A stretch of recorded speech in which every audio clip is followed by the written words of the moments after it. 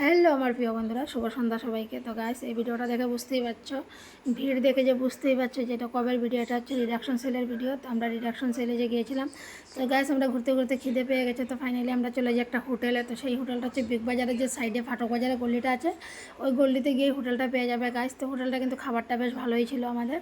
তো সেদিন খেয়েছি, খুবই ভালো লেগেছে। আর গরম গরম ছিল। ছেলে বললো হ্যাঁ মা, মেয়েও বললো ওদের খুব ভালো লেগেছে। তো যাই হোক, আমাদের প্রচুর খিদে পেয়েছিল। তো আমরা সবাই মিলে এখানে খাওয়া দাওয়া করে নিলাম।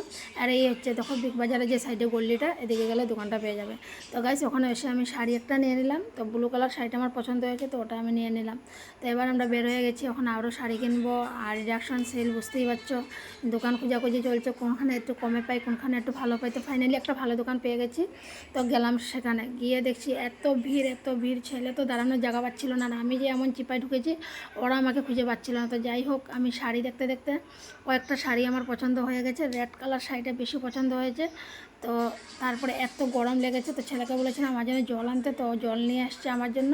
কিন্তু আমি যে আর বের হতে পারছিলাম না যে জলটা খাবো। যাই হোক, অনেক কষ্ট করে বের হয়েছে, ওই জলটা খেয়ে আবার আমি শপিংয়ে লেগে গেলাম। তো আমার কেনাকাটা মোটামুটি শেষ হয়ে এসছে। তো ফাইনাল এখন দাম দর করে দোকানদারকে পয়সা দিয়ে দিলাম। আর এবার আমার শপিং শেষ। তো ফাইনালি একটু শান্তি পেলাম যে যাই হোক আমার কেনাকাটা হয়ে গেল। তো এবার মোটামুটি বের হতে পারি। আর এত ভিড় ছিল, মানে এখান থেকে বের হলে শান্তি পাই।